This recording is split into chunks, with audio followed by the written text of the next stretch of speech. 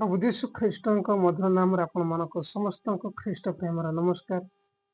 ଖ୍ରୀଷ୍ଟରେ ପ୍ରିୟ ମୋର ଭାଇ ଭଉଣୀମାନେ, ପ୍ରଭୁଙ୍କର ସେ ମହାନ ପବିତ୍ର ନାମର ଧନ୍ୟବାଦ ହେଉ। କାରଣ ପ୍ରଭୁ ଆମମାନଙ୍କୁ କେତେ ଅନୁଗ୍ରହ କଲେ, କେତେ ଦୟା କଲେ, ପୁଣି ଆଜି ଆମମାନଙ୍କୁ ସମସ୍ତ ଆଉ ମୃତ୍ୟୁ, ଅନେକ ପ୍ରକାର ରୋଗ, ଅନେକ ପ୍ରକାର ସଙ୍କଟ, ଅନେକ ପ୍ରକାର ବିପଦ ଆପଦ ଠାରୁ ଆମମାନଙ୍କୁ ଉଦ୍ଧାର କରିଛନ୍ତି। ସେଇ ପରମେଶ୍ୱରଙ୍କର ମହାନ ନାମର ଧନ୍ୟବାଦ ହେଉ। ଖ୍ରୀଷ୍ଟରେ ପ୍ରିୟ ମୋର ଭାଇ ଭଉଣୀମାନେ, ଆଜିର ଏ ଭିଡ଼ିଓରେ ଆମେ ଆପଣମାନଙ୍କୁ ସ୍ୱାଗତ କରୁଅଛୁ। ସେ ମହାନ ପରମେଶ୍ୱରଙ୍କର ପବିତ୍ର ନାମର ଗୌରବ ହେଉ। କାରଣ ସେ ଆମମାନଙ୍କୁ କେତେ ପ୍ରେମ କରନ୍ତି, ସେ ଆମମାନଙ୍କୁ କେତେ ଦୟା କରନ୍ତି, ସେ ଆମମାନଙ୍କ ପାଇଁ କେତେ ବିଶ୍ୱସ୍ତ ଅଟନ୍ତି, ତା ଆମମାନେ ଆଜି ଏ ଭିଡ଼ିଓ ମାଧ୍ୟମରେ ଜାଣିବା। ଖ୍ରୀଷ୍ଟରେ ପ୍ରିୟ ମୋର ଭାଇ ଭଉଣୀମାନେ, ସେ ପରମେଶ୍ୱରଙ୍କର ପବିତ୍ର ନାମର ଧନ୍ୟବାଦ ହେଉ। ଅନେକ ସମୟରେ ଆମେ ପାଶରି ଯାଇଥାଉ, ନିଜକୁ ଭୁଲି ଯାଇଥାଉ ଏବଂ କହିଥାଉ ଯେ ମୁଁ ନିଜେ ନିଜ ପାଇଁ ଯଥେଷ୍ଟ ବା ମୁଁ ନିଜେ ନିଜ ପାଇଁ ସମାନ। ଆଉ ମୋର କାହାର ସାହାଯ୍ୟ ଆବଶ୍ୟକତା ନାହିଁ, କାହାର ସାହାଯ୍ୟ ଜରୁରୀ ନାହିଁ। ଏପରି ଆମେ ଅନେକ ସମୟରେ ଭାବିଥାଉ, ମୋ ପାଖରେ ଅର୍ଥ ଅଛି, ମୋ ପାଖରେ ବଳ ଅଛି, ମୋ ପାଖରେ ଶକ୍ତି ଅଛି, କିନ୍ତୁ ସେଥିପାଇଁ ମୁଁ କାହାରିକୁ ଆଉ ଆବଶ୍ୟକତା କରିବାକୁ ମୋତେ ପଡ଼େ ନାହିଁ। ଖ୍ରୀଷ୍ଟରେ ପ୍ରିୟ ମୋର ଭାଇ ଭଉଣୀମାନେ, ଏହି ଦୁନିଆର ସବୁଠାରୁ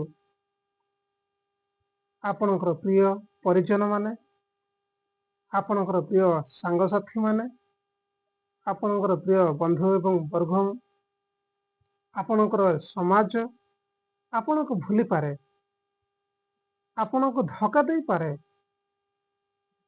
ଆପଣଙ୍କୁ ହୁଏତ ଏକୁଟ କରିପାରେ, କିନ୍ତୁ ଏପରି ଜଣେ ପିତା ଅଛନ୍ତି, ସେ ଆପଣଙ୍କ ପାଇଁ ଚିନ୍ତା କରନ୍ତି। ଦିନ ରାତି ସେ ଆପଣଙ୍କ ପାଇଁ ଚିନ୍ତା କରନ୍ତି, ଆପଣଙ୍କ ବିଷୟରେ ସେ ଚିନ୍ତା କରନ୍ତି, ଆପଣଙ୍କ ଆବଶ୍ୟକତା ବିଷୟରେ ସେ ଚିନ୍ତା କରନ୍ତି, ଆପଣଙ୍କ ସ୍ୱାସ୍ଥ୍ୟ ବିଷୟରେ ସେ ଚିନ୍ତା କରନ୍ତି। ଆପଣଙ୍କୁ ଯାହା ଲୋଡ଼ା ଅଛି ତାହା ମଧ୍ୟ ପରମେଶ୍ୱର ଚିନ୍ତା କରନ୍ତି। କିନ୍ତୁ ଆମର ଏପରି ଅନେକ ଲୋକମାନେ ଅଛନ୍ତି, ଆମ ବନ୍ଧୁ, ଆମର ପଡ଼ୋଶୀ, ଆମର ସମାଜ, ହୁଏତ ଅନେକ ବଡ଼ ବଡ଼ ଲୋକମାନେ ମଧ୍ୟ ଥାଇପାରନ୍ତି, କିନ୍ତୁ ସେମାନେ ଆମକୁ ଦୁଃଖ ସମୟରେ ସାହାଯ୍ୟ କରିପାରନ୍ତି ନାହିଁ। କିନ୍ତୁ ଦୁଃଖ ସମୟରେ, ଅଭାବ ସମୟରେ, ଅସୁବିଧା ସମୟରେ ଏପରି ଜଣେ ସାହାଯ୍ୟକର୍ତ୍ତା ଅଛନ୍ତି, ସେ ଆପଣମାନଙ୍କୁ କେବେ ମଧ୍ୟ ଭୁଲନ୍ତି ନାହିଁ। ସେ ସଦାସର୍ବଦା ଆପଣମାନଙ୍କ ସାଥିରେ ଥାଆନ୍ତି, ସଦାସର୍ବଦା ସେ ଆପଣମାନଙ୍କ ସହିତ ରହି କଥାବାର୍ତ୍ତା କରନ୍ତି, ସଦାସର୍ବଦା ସେ ଆପଣମାନଙ୍କ ପାଖେ ପାଖେ ହିଁ ରହନ୍ତି ଓ ସମସ୍ତ ବିଷୟରେ ସେ ଆଉ ଭାରଗ୍ରସ୍ତ ଅଟନ୍ତି। ଜୀବନରେ ଯାହା କିଛି ଆବଶ୍ୟକତା ସମସ୍ତ ବିଷୟ ଦେବା ନିମନ୍ତେ ସମସ୍ତ କାର୍ଯ୍ୟରେ ବିଶ୍ୱସ୍ତ ସେ ପରମେଶ୍ୱର ଅଟନ୍ତି। ସେଥିପାଇଁ ମାନେ ସେ ପରମେଶ୍ୱରଙ୍କର ଗୌରବ କରୁ। ଖ୍ରୀଷ୍ଟରେ ପ୍ରିୟ ମୋର ଭାଇ ଭଉଣୀମାନେ, ଆଜିର ଏହି ପବିତ୍ର ଆଉ ମହାନ କାର୍ଯ୍ୟ ପାଇଁ ପରମେଶ୍ୱରଙ୍କୁ ଧନ୍ୟବାଦ ଦେଉଅଛି। ଏହି ଭିଡ଼ିଓ ମଧ୍ୟ ପ୍ରଭୁ ଆମମାନଙ୍କୁ ଆଶୀର୍ବାଦ କରନ୍ତୁ ଯେ ଆମେ ଭୁଲି ଯାଇଥାଉ ମୋର ପ୍ରେମକାରୀ ଜଣେ ଅଛନ୍ତି, ଆମମାନଙ୍କର ପ୍ରେମକାରୀ ଜଣେ ଅଛନ୍ତି। କାରଣ ଲେଖା ଅଛି, କାରଣ ଈଶ୍ୱର ଜଗତକୁ ଏଡ଼େ ପ୍ରେମ କଲେ, ଯେପରି ଯେ କେହି ତାଙ୍କର ବିଶ୍ୱାସ କରେ ସେ ବିନଷ୍ଟ ନ ହୋଇ ଅନନ୍ତ ଜୀବନ ପାଇବ। ପ୍ରିୟର ମୋର ଭାଇ ଭଉଣୀମାନେ, ଆମମାନେ ଯେପରି ବିନଷ୍ଟ ନ ହୋଇ ଅନନ୍ତ ଜୀବନ ପାଇବା ବା ସେଇ ପରମେଶ୍ୱରଙ୍କୁ ପାଇବା, ସ୍ୱର୍ଗରେ ତାହାଙ୍କ ସହିତ ରହିପାରିବା, ସେଥିପାଇଁ ସେ ସ୍ୱର୍ଗର ସମସ୍ତ ଗୌରବ ଛାଡ଼ି ସେ ଏଇ ଧରା ପୃଷ୍ଠକୁ ଆସିଲେ, ଯେ ଆପଣଙ୍କୁ ଏବଂ ମୋତେ ପ୍ରେମ କଲେ, ଆଜି ବି ପ୍ରେମ କରନ୍ତି। ସେ ଆପଣଙ୍କ ନିମନ୍ତେ ମୋ ନିମନ୍ତେ କାଲବରୀ କ୍ରୁଶରେ ନିଜର ଜୀବନ ଦେଲେ, ନିଜର ପବିତ୍ର ରକ୍ତ ଢାଳି ଆମମାନଙ୍କୁ ଉଦ୍ଧାର କଲେ, ସମସ୍ତ ପ୍ରକାର ନର୍କର ବଳ ଠାରୁ ଆମମାନଙ୍କୁ ଉଦ୍ଧାର କରିଛନ୍ତି। ସେଥିପାଇଁ ଆମମାନେ ସେ ପରମେଶ୍ୱରଙ୍କୁ ଗୌରବ କରୁ। କାରଣ ଆମମାନେ ଅନେକ ପଥିକ ଥିଲୁ, ଆମମାନେ ଅନେକ ପାପର ବନ୍ଧନରେ ପଥିକ ଥିଲୁ, କିନ୍ତୁ ପରମେଶ୍ୱର ଆମମାନଙ୍କୁ ଉଦ୍ଧାର କଲେ। ପରମେଶ୍ୱର ଆମମାନଙ୍କୁ ଦୟା କଲେ, କୃପା କଲେ, ଆମମାନଙ୍କ ଉପରେ ଭରସା କଲେ। ମୋର ସନ୍ତାନ, ମୋର ସନ୍ତତି ଯେପରି ବିନଷ୍ଟ ନ ହେବେ, ସେମାନେ ଯେପରି ଉଦ୍ଧାର ପାଇବେ, ସେମାନେ ଯେପରି ଜୀବନ ପାଇବେ, ସେଥିପାଇଁ ମୁଁ ସେମାନଙ୍କ ପାଇଁ ନିଜର ଜୀବନ ଦେବି।